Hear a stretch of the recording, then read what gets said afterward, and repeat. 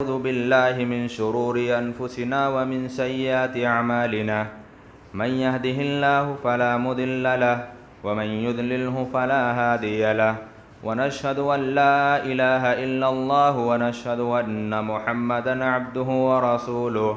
أما بعد فإن خير الحديث كتاب الله وخير الهدي هدي محمد صلى الله عليه وسلم وشر الأمور محدثاتها وكل محدثة بدعة وكل بدعة ضلالة وكل ضلالة في النار فأعوذ بالله من الشيطان الرجيم بسم الله الرحمن الرحيم يا أيها الذين آمنوا اتقوا الله حق تقاته ولا تموتن إلا وأنتم مسلمون يا أيها الناس اتقوا ربكم الذي خلقكم من نفس واحدة وخلق منها زوجها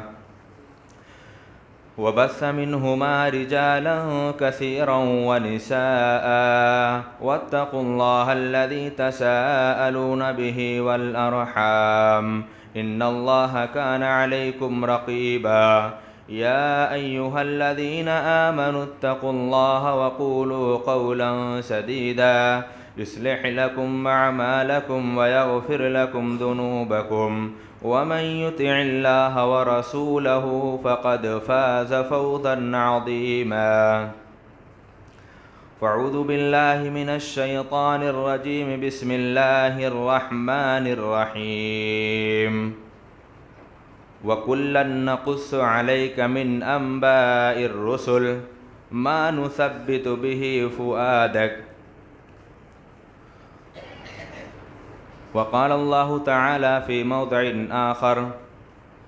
نحن نقص عليك أحسن القصص بما أوحينا إليك هذا القرآن رب اشرح لي صدري ويسر لي أمري واحلل عقدة من لساني يفقهوا قولي رب زدنی علما رب زدنی علما۔ حمد و ثنا، کبریائی، بڑائی، بزرگی اس پاک پروردگار پالنہار رب العالمین کے لیے لائق و زیبا ہے۔ بعدہ بے شمار درود و سلام نازل ہوں اللہ رب العالمین کی جانب سے بھیجے گئے انبیاء کرام، خصوصاً ہمارے نبی خاتم النبیین رحمت للعالمین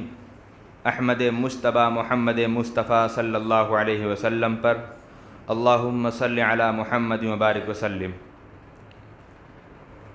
حاضرین جمعہ، خطبہ مسنونہ کے بعد قرآن مجید کی دو مقامات سے دو آیت کریمہ کا ٹکڑا پڑھا گیا ہے، اور انہی آیت کریمہ کے پیش نظر انشاءاللہ آج سے جو سلسلہ اور جو ایک شروعات کرنے کا جو عزم مصمم، جو پختہ ارادہ کیا گیا ہے کہ آج سے مسلسل کئی خطبات اور کئی جمعات میں انشاءاللہ پیارے رسول صلی اللہ علیہ وسلم کی زندگی، آپ صلی اللہ علیہ وسلم کی حیات طیبہ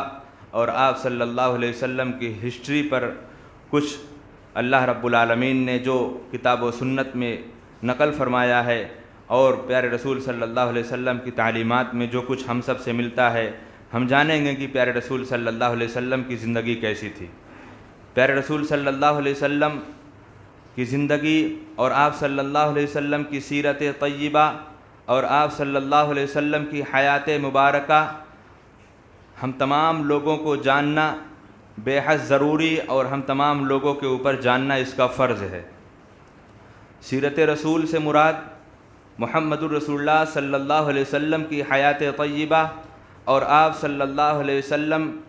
کی پاکی زندگی اور آپ صلی اللہ علیہ وسلم کی ہسٹری جاننا ہمارے لیے کیوں ضروری ہے؟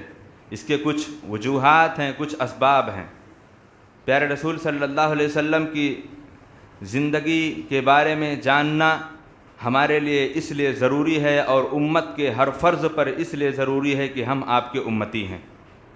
ہم محمد الرسول اللہ صلی اللہ علیہ وسلم کے امتی ہیں، اس لیے ہمارے اوپر فرض ہے کہ ہم آپ کی زندگی کے بارے میں جانیں،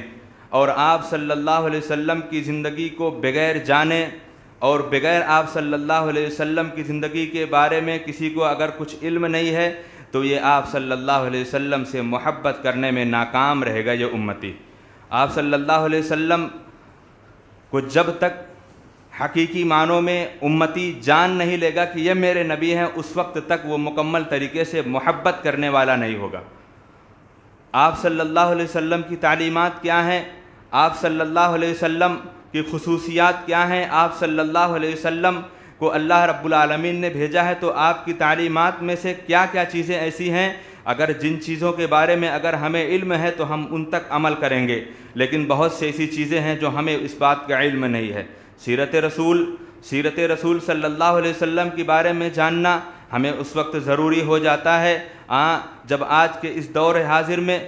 جس دور میں ہم اپنی آنکھ کو کھول بیٹھے ہیں اور ہم نے دیکھا ہے کہ محمد الرسول اللہ صلی اللہ علیہ وسلم کی شان کے خلاف کبھی کبھی ایسا ہوتا ہے، آپ کی ذات مبارکہ پر کبھی کارٹون بنائے جاتے ہیں، آپ کی ذات مقدسہ پر کبھی کبھی ایسے الفاظ ملقب کیے جاتے ہیں، نعوذ باللہ آپ کو دہشت گرد قرار دیا جاتا ہے۔ ڈنمارک سے یہ سلسلہ جب ایجاد ہوا، ڈنمارک کسی سرزمین پر جب یہ سلسلہ شروع ہوا تو آج تک یہ سلسلہ چلا آ رہا ہے۔ آخر کیا ایسی وجوہات ہیں جن بنیاد پر ہم پیارے رسول صلی اللہ علیہ وسلم کی سیرت کو جاننے کے بعد ہم آپ صلی اللہ علیہ وسلم کا دفاع اور آپ کا ڈیفینڈ کر سکتے ہیں؟ اگر ہمیں کسی بات کا علم نہیں ہے، کوئی بھی مسئلہ ہو، جس مسئلے سے اگر ہم سے سامنے والا اختلاف کر رہا ہے اور ہمیں اس مسئلے کے تعلق سے ہمیں علم نہیں ہے تو ہمیں اس کا دفاع کرنا اور ہمیں اس پر ڈیفینڈ کرنا بہت مشکل کام ہے۔ اس لیے اگر ہم جناب محمد رسول اللہ صلی اللہ علیہ وسلم کی تعلیمات کو جانیں گے اور آپ صلی اللہ علیہ وسلم کی تعلیمات کو اپنی زندگی میں عملی طور پر عمل کریں گے،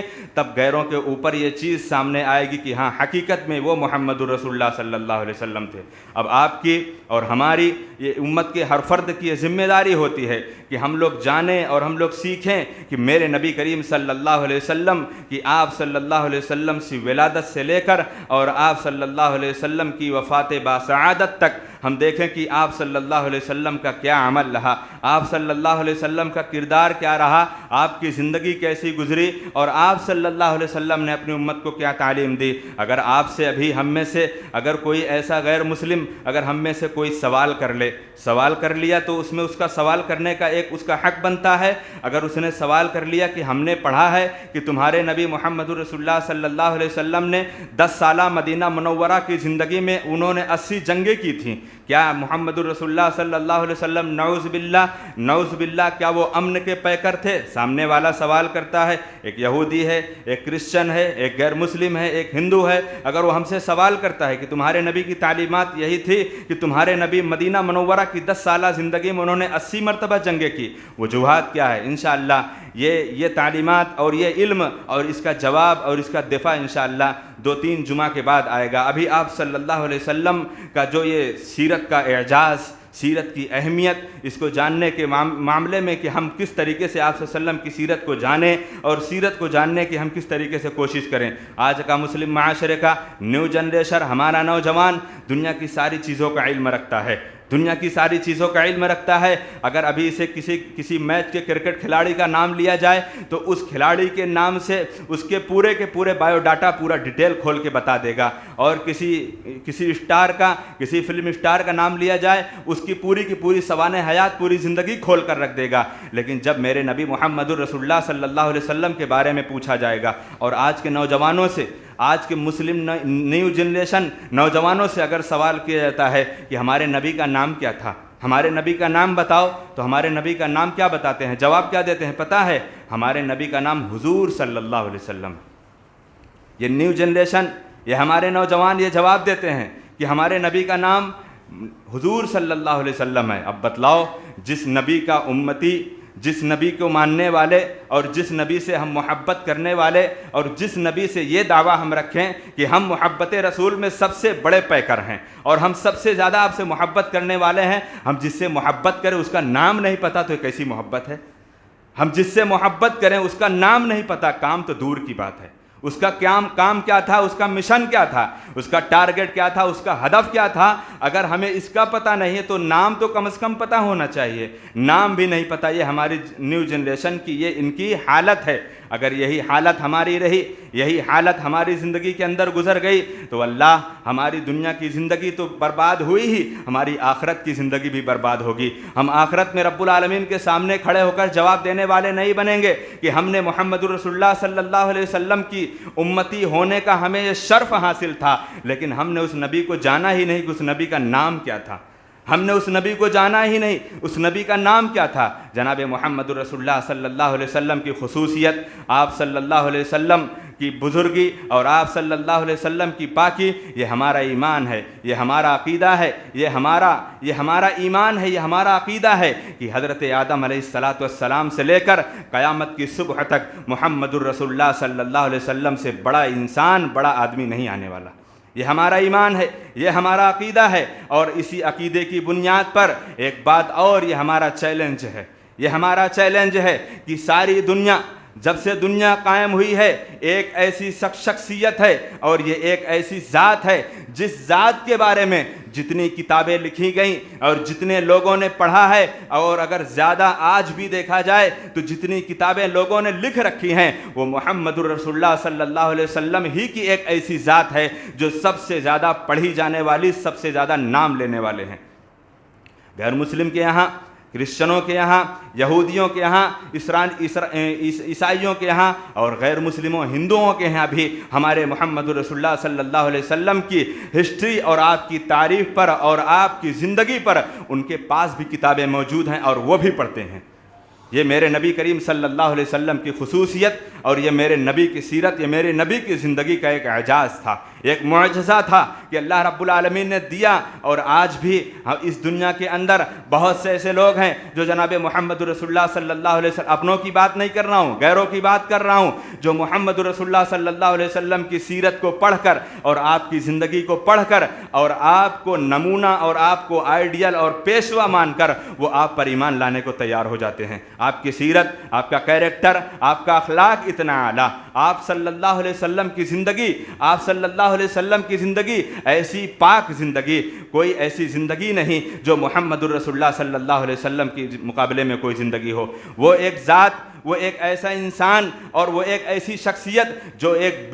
بے مثال شخصیت ہے اور ایک باکمال شخصیت ہے، جس کے بارے میں محمد رسول اللہ صلی اللہ علیہ وسلم اور اللہ رب العالمین نے قرآن مجید کے اندر بے شمار ایسے شاہدات بیان کیے ہیں. اللہ رب العالمین نے محمد رسول اللہ صلی اللہ علیہ وسلم کی خصوصیت اور آپ صلی اللہ علیہ وسلم کی یہ نبوت کا جو پروانہ اور جو آپ صلی اللہ علیہ وسلم کی سیرت طیبہ اور آپ کی زندگی کے تعلق سے اللہ رب العالمین نے پورے کلام مجید کے اندر، پورے قرآن مقدس کے اندر اللہ رب العالمین نے بہت سے ایسی مخلوقات کی اپنی قسمیں کھائی ہیں. اللہ رب العالمین نے سورج کی قسم کھائی، اللہ رب العالمین نے چاند کی قسم کھائی، اللہ رب العالمین نے صبح کی قسم کھائی، اللہ رب العالمین نے شام کی قسم کھائی. اللہ رب العالمین کا یہ حق ہے، اللہ چاہے تو اپنی مخلوقات میں سے جس کی چاہے قسم کھا لے، لیکن اللہ رب العالمین نے اگر کسی انسانوں کی قسم کھائی ہے تو میرے نبی محمد رسول اللہ صلی اللہ علیہ وسلم کی قسم کھائی.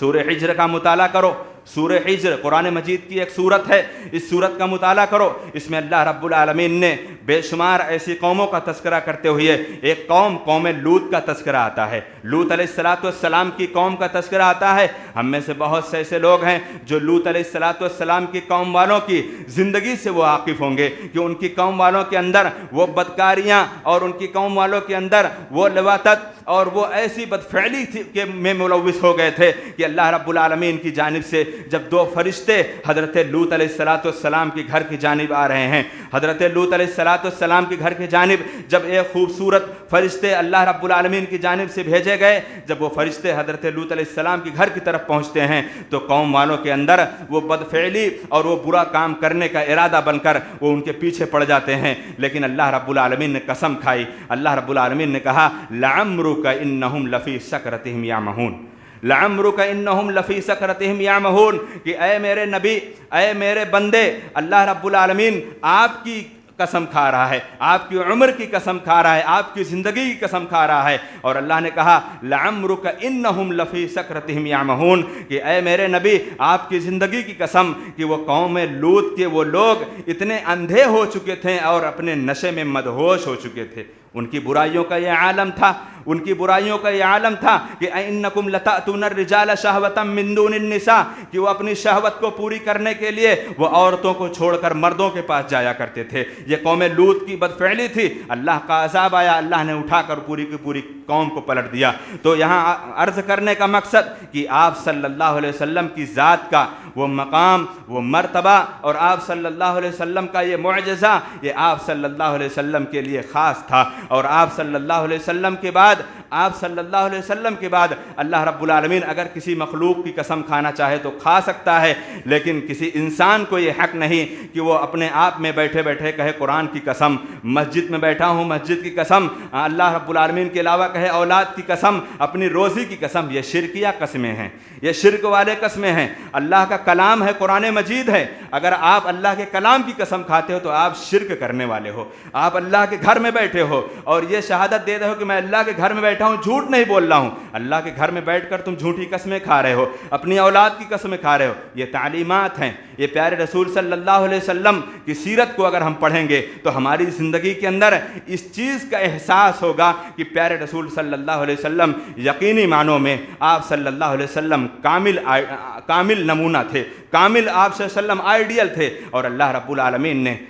العالمین نے یہ محمد رسول اللہ صلی اللہ علیہ وسلم کو بھیج کر امت محمدیہ کے اوپر یہ ایک انعام کے طور پر دیا ہے۔ امت محمدیہ کے اوپر جناب محمد رسول اللہ صلی اللہ علیہ وسلم کو بھیج کر اللہ رب العالمین کا یہ ہم پر کرم ہے کہ اللہ رب العالمین نے ایک ایسے نبی کو بھیجا، جو نبی بڑا نرم مزاج کا، جو نبی بڑے آرام اور بڑی تسلی اور بڑی نرمیوں والا، بڑے بہترین لہجے والا جو نبی اللہ نے بھیجا تھا۔ اور اللہ رب العالمین نے قرآن مقدس کے اندر بے شمار ایسے انبیاء کا تذکرہ فرمایا ہے۔ کیوں تذکرہ فرمایا ہے؟ کبھی کبھی ایسا ہوتا ہے کہ اللہ رب العالمین نے نبی کریم صلی اللہ علیہ وسلم کو ہمارے لیے آئیڈیل اور ہمارے لیے نمونہ بنایا ہے، لیکن جب آپ صلی اللہ علیہ وسلم کو وقتاً فوقتاً جب آپ صلی اللہ علیہ وسلم کو ضرورت پڑتی گئی تو اللہ رب العالمین اپنے نبیوں کے، اپنے گزشتہ انبیاء کرام کے واقعات کو بتا کر اور ان کی زندگیوں سے آپ صلی اللہ علیہ وسلم کو روشناس کرا کر یہ آپ صلی اللہ علیہ وسلم کو اللہ رب العالمین آگاہ کرتا تھا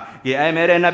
میرے نبی گزشتہ قوموں کے اندر یہ معاملات ہوا کرتے تھے، گزشتہ قوم کے نبیوں نے یہ کام کیا اور ان کی امتیوں نے یہ کام کیا۔ اللہ نے قرآن مجید کے اندر حضرت ہود علیہ السلام کا تذکرہ کیا، اللہ نے قرآن کے اندر حضرت صالح علیہ السلام کا تذکرہ کیا، اللہ نے قرآن کے اندر حضرت لوط علیہ السلام کا تذکرہ کیا، ابراہیم علیہ السلام کا تذکرہ کیا، یوسف علیہ السلام کا تذکرہ کیا، موسیٰ علیہ السلام کا تذکرہ کیا، عیسیٰ علیہ السلام کا تذکرہ کیا۔ یہ سارے کے سارے انبیاء کرام کا تذکرہ کرنے کے ساتھ ساتھ اللہ رب العالمین نے کہا وَكُلًّا نَقُصُّ عَلَيْكَ مِنْ أَنْبَاءِ الرُّسُلِ مَا نُثَبِّتُ بِهِ فُؤَادَكَ۔ اے میرے نبی، اے میرے محبوب، میں آپ کے اوپر یہ انبیاء کرام، گزشتہ انبیاء کرام کے واقعات کو بیان کرتا ہوں تاکہ آپ کے دل کو تسلی ہو، آپ کا دل مضبوط ہو جائے۔ ابھی محمد رسول اللہ صلی اللہ علیہ وسلم کی زندگی کا آغاز ہوا تھا، آپ صلی اللہ علیہ وسلم نے دیکھا دعوت و تبلیغ کا وہ منہج اور وہ طریقہ آپ صلی اللہ علیہ وسلم نے اپنانا شروع کیا۔ مکہ والوں نے تو انکار کیا، مکہ والوں کے ساتھ ساتھ سب سے پہلے گھر والوں نے انکار کیا۔ گھر والوں نے آپ کی دعوت، آپ کی نبوت اور آپ کی توحید بتائی ہوئی چیزوں کا انکار کرنے لگے۔ ظاہر سی بات ہے، اگر ممبر رسول پر اگر کھڑا ہو کر اگر میں یہ ہر جمعہ کو اگر بولتا ہوں کہ اے میرے بھائیوں پانچوں وقت کے نمازی بن جاؤ، لیکن عصر کی نماز پڑھنے کے بعد نہیں آؤں گا مسجد میں، وہی حالت ہے۔ تکلیف ہوتی ہے، مجھے بھی تکلیف ہوتی ہے۔ اسی لیے جناب محمد رسول اللہ صلی اللہ علیہ وسلم جب اپنی قوم والوں کو جب یہ تبلیغ کرتے رہے، تبلیغ کرتے جب لوگوں نے انکار کرنا شروع کیا تو دشمنوں نے انکار کیا تو بات کی بات ہے، غیروں نے انکار کیا تو بات کی بات ہے۔ اپنے خاندان میں دشمن پیدا ہو جائے، اپنے گھر میں دشمن پیدا ہو جائے اور سگا اپنا چچا دشمن بن جائے تو کتنی بڑی بات ہوتی ہے اور کتنی عجیب بات ہوتی ہے۔ یہی معاملہ میرے نبی محمد رسول اللہ صلی اللہ علیہ وسلم کے ساتھ پیش آیا، یہی معاملہ میرے نبی محمد رسول اللہ صلی اللہ علیہ وسلم کے ساتھ پیش آیا۔ معاملہ کیا تھا؟ آپ صلی اللہ علیہ وسلم نے قوم والوں پر جب دعوت و تبلیغ کی تو کچھ لوگ ماننے کو تیار ہوئے اور کچھ لوگ ہٹ دھرمی پر اٹھائے۔ کچھ لوگوں نے تو جادوگر قرار دیا اور کچھ لوگوں نے مجنون قرار دیا اور کچھ لوگوں نے ساحر قرار دیا۔ اس وقت ضرورت ہوئی، اللہ رب العالمین نے اپنے نبی، اپنے محبوب کو تسلی دیتے ہوئے سورہ یوسف نازل کر دیا۔ وقتاً فوقتاً محمد الرسول اللہ صلی اللہ علیہ وسلم کو بھی جب جب ضرورت پڑی، اللہ رب العالمین گزشتہ قوموں، گزشتہ انبیاء کو ان کے واقعات کو بیان کر کے آپ کو تسلی اللہ رب العالمین دے رہا تھا، اور آپ کے لیے آئیڈیل کے طور پر اللہ رب العالمین ذکر کر رہا تھا، اے میرے نبی گزشتہ قوم والے بھی ایسا کیا کرتے تھے۔ اللہ رب العالمین نے جب سورہ یوسف نازل کی، سورہ یوسف نازل ہونے کے بعد اللہ کے رسول صلی اللہ علیہ وسلم کو تسلی ہوئی، اللہ کے رسول صلی اللہ علیہ وسلم کو تسلی ہوئی کہ میرا تو سگا چچا ابو لہب میرا دشمن بن گیا ہے، میرا سگا چچا ابو لہب میرے دین میں رکاوٹ پیدا کر رہا ہے اور میری توحید میں وہ ٹانگیں اڑا رہا ہے، ہاں یہ تو میرا چچا ہے۔ تو حضرت یوسف کو تو کنویں میں ڈالنے والے ان کے سگے بھائی تھے، حضرت یوسف کو ماں باپ سے جدا کرنے والے ان کے سگے بھائی تھے۔ تو یہ پیارے رسول صلی اللہ علیہ وسلم کے اوپر جب اللہ رب العالمین نے سورہ یوسف نازل کی تو آپ کو تسلی ہوئی۔ اسی طریقے سے مسلمانوں، یہ ہمارے لیے بھی سبق ہے۔ آپ صلی اللہ علیہ وسلم کی سیرت اور آپ کے واقعات ہر شخص پڑھ سکتا ہے، ہم میں سے ہر شخص پڑھ سکتا ہے۔ آپ الرحیق المختوم اٹھا کر پڑھ لو گے، آپ سیرت ابن ہشام اٹھا کر پڑھ لو گے، آپ رحمت للعالمین، یہ آپ صلی اللہ علیہ وسلم کی سیرت آپ کی زندگی پر یہ بڑی جامع کتابیں ہیں، آپ اٹھا کر ان کو پڑھ لو گے۔ لیکن یہاں بیان کرنے کا مقصد کیا ہے کہ جس واقعات سے ہمیں کیا حاصل کرنا ہے، کیا واقعہ میرے نبی کے ساتھ پیش آیا، کیا معاملہ میرے نبی کے ساتھ پیش آیا، اس پر ہمارا کیا عمل ہونا چاہیے اور ہم اپنی زندگی میں کس طریقے سے اس واقعہ کو نمونہ اور آئیڈیل بنا کر ہم اپنی زندگی گزاریں۔ آج کے اس معاشرے کے اندر دعوت و تبلیغ میں دعوت و تبلیغ کا منہج، جب دعوت و تبلیغ کرتے ہوئے جب بنیادی طور پر جب پیارے رسول کی سیرت بتائی جائے، آپ صلی اللہ علیہ وسلم کی تعلیمات بتائی جائے، تو لوگ ہٹ دھرمی کی بنیاد پر وہ اپنے آپ میں ضد پہ اڑ جاتے ہیں۔ نہیں، ایسی حدیث نہیں ہے، نہیں ایسی حدیث نہیں ہے، اور نبی کے سامنے صریح حدیث موجود ہے، اور اس حدیث کا انکار کر کے اور وہ اپنے آپ میں دعوے اور دھڑلے سے انکار کرنے والا بن جائے، تب بتلاؤ تکلیف نہیں ہوتی؟ تو وہی تکلیف ہو کر اور اسی تکلیف کو دیکھ کر جس طریقے سے میرے نبی نے حضرت یوسف علیہ السلام کا واقعہ اور حضرت یوسف کی زندگی پڑھ کر میرے نبی نے جب تسلی کی ہے، تو ہم سب لوگوں نے بھی طائف کا منظر میرے نبی کو دیکھ کر ہم سب تسلی کر لیتے ہیں کہ میرے نبی صلی اللہ علیہ وسلم نے بھی اگر طائف گئے تھے تو کوئی کاروبار کرنے نہیں گئے تھے، طائف گئے تھے کوئی تجارت کرنے نہیں گئے تھے، کوئی بزنس کوئی پراپرٹی ڈیل کرنے نہیں گئے تھے، اگر گئے تھے تو یہی کہنے گئے تھے، یا قوم اعبدوا اللہ ما لکم من الہ غیرہ، اے میری قوم کے لوگوں تم اللہ کی عبادت کرو، اللہ کے علاوہ کوئی تمہارا معبود برحق نہیں۔ معاملہ کیا پیش آیا؟ معاملہ ایسا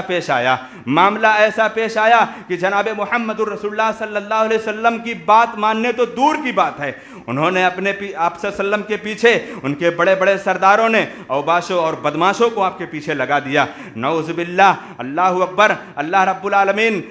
العالمین کے نبی محمد الرسول اللہ صلی اللہ علیہ وسلم کے اوپر اتنے پتھر انہوں نے برسائے کہ آپ صلی اللہ علیہ وسلم کا جسم مبارک، آپ کا جسم اطہر اور آپ کا پاک جسم خون سے لہو لہان ہو گیا تھا، خون سارے جسم سے نکل رہے تھے۔ تو آج اگر دین کی تبلیغ کرتے ہوئے اگر کسی عالم کو اور کسی علماء کو لوگ گالیاں دیتے ہیں تو اپنے پاس رکھیں، اگر وہ گالیاں دیتے ہیں تو اپنے پاس رکھیں، اور برائیاں کرتے ہیں تو اپنے پاس رکھیں، کیونکہ منبر رسول کا کام یہی ہے، دعوت و تبلیغ کرتے رہنا۔ دعوت و تبلیغ میں اللہ نے یہی کہا، وما علینا الا البلاغ المبین، آپ کا کام ہے ان تک پہنچا دینا، باقی نپٹنا کام میرا ہے۔ تو یہی معاملہ پیش آتا ہے آج کے اس امت محمدیہ کے اوپر۔ اگر یہی امت محمدیہ میرے نبی محمد الرسول اللہ صلی اللہ علیہ وسلم کی سیرت طیبہ کو پڑھی ہوتی اور آپ کی طائف کی زندگی کو پڑھی ہوتی، تو اگر مسلمان ہے، ایمان اس کے اندر ہے، تو کبھی زندگی میں وہ آپ صلی اللہ علیہ وسلم کے تعلیم کو اور آپ کی بتائے ہوئی دین کو بتلانے والے پر کبھی وہ ملامت اور کبھی وہ برائیاں، کبھی وہ گالیاں نہ دیتا۔ یہ تعلیم ہے، یہ سیرت ہے آپ صلی اللہ علیہ وسلم کی جاننے کا فائدہ۔ آپ صلی اللہ علیہ وسلم کی بے شمار ایسی خصوصیات، احادیث کا مطالعہ کرو گے، آپ احادیث کا مطالعہ کرو، جتنی عظیم شخصیت اور جتنی تعریفیں، جتنے کلمات اور جتنی حمد و ثنا میرے نبی محمد رسول اللہ صلی اللہ علیہ وسلم کی بیان کی گئی ہے، انسانی تاریخ کے اندر ساری دنیا کی تاریخ اور ساری دنیا کی ہسٹری اٹھا لو، اتنی کسی اور شخص کی تعریف نہیں کی گئی ہے، اور اتنی کسی اور شخص کی کوئی ایسی تعریف اور کوئی حمد و ثنا اور کوئی ایسی بات نہیں کی گئی ہے۔ آپ احادیث کا مطالعہ کرو، آپ کو پتہ چلے گا کہ میرے نبی کب پیدا ہوئے، آپ کو پتہ چلے گا میرے نبی کہاں پیدا ہوئے، آپ کو پتہ چلے گا میرے نبی کا شہر کون سا ہے، آپ کو پتہ چلے گا میرے نبی کا اخلاق کیا ہے۔ آپ سیرت کی مطالعہ کے ساتھ ساتھ آپ احادیث کا مطالعہ کرو گے، آپ کو پتہ چلے گا میرے نبی کتنے لمبے چوڑے تھے، آپ کو پتہ چلے گا میرے نبی کے سر کے بال کیسے تھے، آپ کو پتہ چلے گا میرے نبی کے ہاتھ کیسے تھے، آپ کو پتہ چلے گا میرے نبی کا چہرہ انور کیسے تھا، آپ کو پتہ چلے گا میرے نبی کی چال کیسے تھی، آپ کو پتہ چلے گا میرے نبی کا اخلاق کیسا تھا، آپ کو پتہ چلے گا میرے نبی اپنوں سے کیسے پیش آتے تھے، آپ کو پتہ چلے گا میرے نبی غیروں سے کیسے پیش آتے تھے، آپ کو پتہ چلے گا میرے نبی کیسے کھاتے تھے، آپ کو پتہ چلے گا میرے نبی کیسے پیتے تھے، آپ کو پتہ چلے گا میرے نبی کیسے سوتے تھے، کیسے اٹھتے تھے، کیسے بیٹھتے تھے اور کیسے دشمنوں کا مقابلہ کرتے تھے۔ یہ ساری کی ساری تعلیم اگر کسی شخص کی اگر ساری دنیا پڑھتی ہے اور ساری دنیا نے اگر ان تعلیمات کو پڑھا ہے تو وہ ایک پاک ہستی جناب محمد رسول اللہ صلی اللہ علیہ وسلم کی ہے، وہ ایک پاک ہستی جو جناب محمد رسول اللہ صلی اللہ علیہ وسلم کی ہے۔ اور اللہ رب العالمین نے تو پیارے رسول صلی اللہ علیہ وسلم کی آپ کی ذات گرامی کے اندر کچھ ایسی صفات کو ایک ساتھ پیدا کر دیا ہے جو عام انسانوں میں وہ صفتیں ایک ساتھ نہیں پیدا ہوتی، جو عام انسانوں کے اندر وہ صفتیں بیک وقت ایک ساتھ نہیں پیدا ہوتی۔ مثال کے طور پر جناب محمد رسول اللہ صلی اللہ علیہ وسلم کی کچھ ایسی مثالیں ہیں جو پوری کی پوری مثال ہماری زندگی کے لیے نمونہ ہے اور آئیڈیل ہے، اور ہم آپ کو رہبر اور کامل اسوہ اور اسوہ کاملہ آپ کو مان کر اپنی زندگی کے اندر آپ کی زندگی کا مطالعہ کریں کہ آپ صلی اللہ علیہ وسلم کے اندر ایک عظیم خصوصیت بیک وقت دو صفات کو پایا جانا، عام انسانوں کے اندر یہ صفتیں نہیں پائی جاتی۔ آپ صلی اللہ علیہ وسلم کے اندر دو صفتیں بیک وقت کیا پائی جاتی تھی؟ آپ صلی اللہ علیہ وسلم ملنسار بھی تھے، یعنی سب سے ملنے جلنے والے تھے، گھل کر سب سے ملتے تھے، اور آپ صلی اللہ علیہ وسلم کا رعب و دبدبہ بھی تھا۔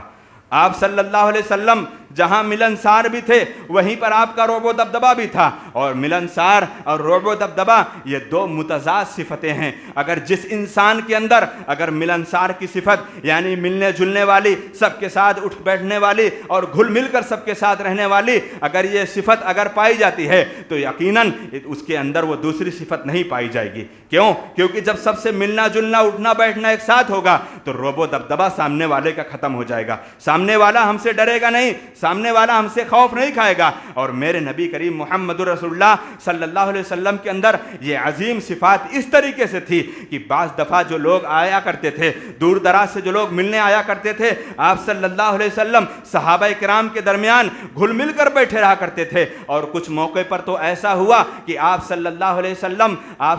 وسلم بیٹھے ہوئے ہیں اور آپ کے بغل میں ابو بکر اور عمر رضی اللہ تعالی عنہ یہ سارے کے سارے صحابہ کرام بیٹھے ہیں، اور آنے والا اللہ کے نبی کو چھوڑ کر ابو بکر صدیق رضی اللہ تعالی عنہ کو نبی مان کر بیٹھ جاتا ہے کہ شاید یہ اللہ کے نبی ہیں۔ یہ آپ کا عالم تھا، اور آج ہمارے معاملے میں آج ہماری انسانیت کا کیا عالم ہے؟ ہمیں اللہ نے دولت دے دیا ہے، ہمیں اللہ نے پراپرٹی دے دی ہے، اگر ان کے سامنے دنیا کا کوئی عالم دین آ کر کھڑا ہو جاتا ہے، مولوی صاحب دور کھڑے رہنا، ابھی آفس میں نہیں آنا،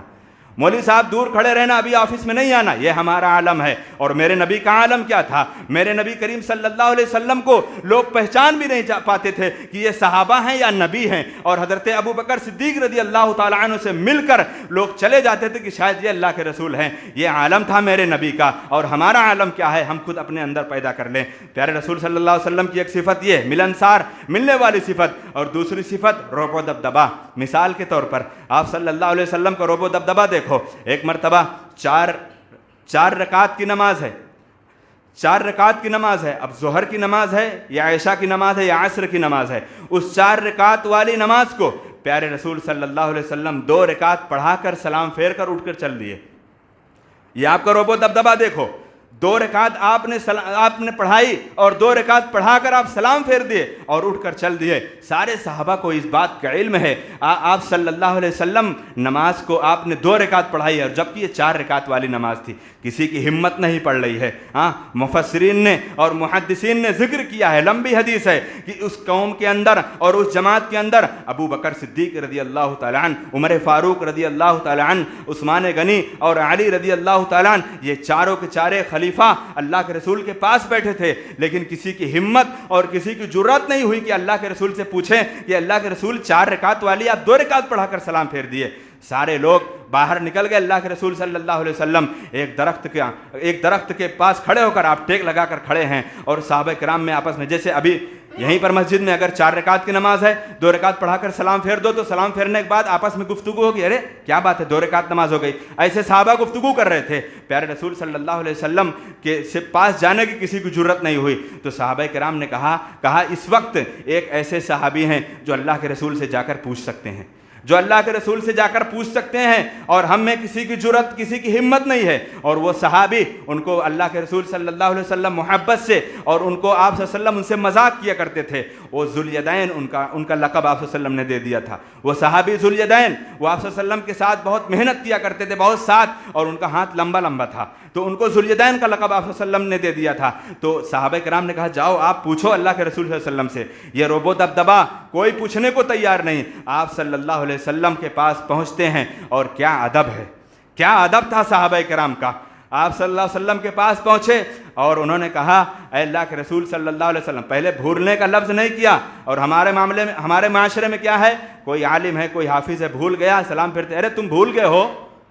یہ ہمارا عالم ہے۔ اور صحابی کی کیا عالم تھی، صحابہ کرام کی کیا کیفیت تھی۔ صحابہ کرام پہنچے اور انہوں نے کہا اللہ کے رسول صلی اللہ علیہ وسلم، شاید اللہ رب العالمین کا کوئی حکم نازل ہو گیا نماز کے درمیان، کیا 2 رکعت نماز ہو گئی ہے یا آپ بھول گئے ہیں؟ اے اللہ کے رسول